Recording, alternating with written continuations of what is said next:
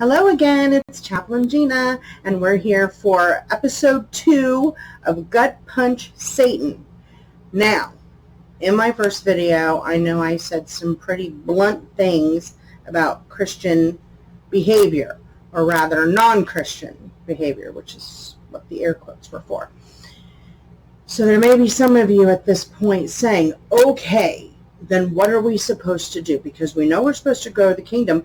Evangelism is a part of faith. I mean, everyone's faith, not just Christians, by the way. So what are we supposed to do?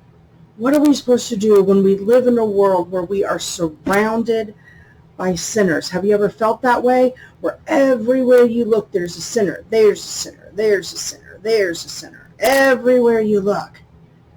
And you're in luck, because I have some advice. The first thing you need to do, if that's how you're seeing the world, is come closer. Remember that you're also a sinner. Stop looking at everybody else. Look at yourself, man or woman. You're a sinner as well. For all have sinned and fall short of the glory of God. All. There's no asterisk there that says except these people, all.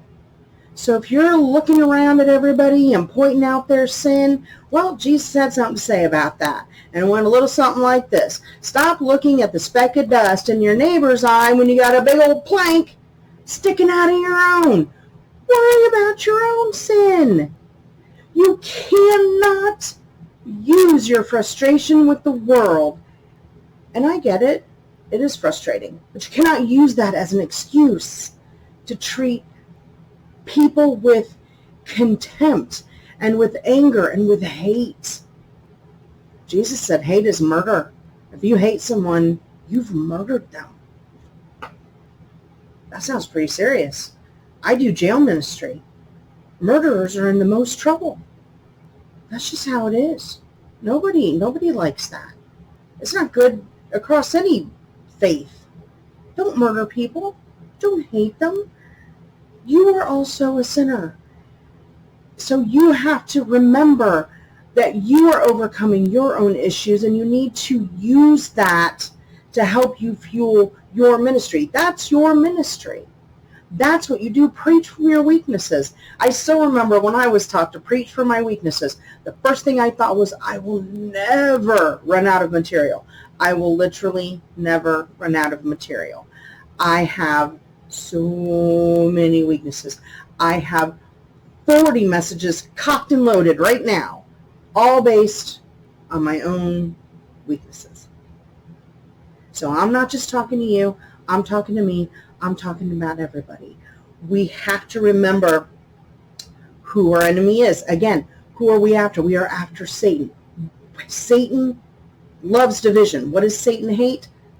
Unity. What creates unity? Love. Satan hates love.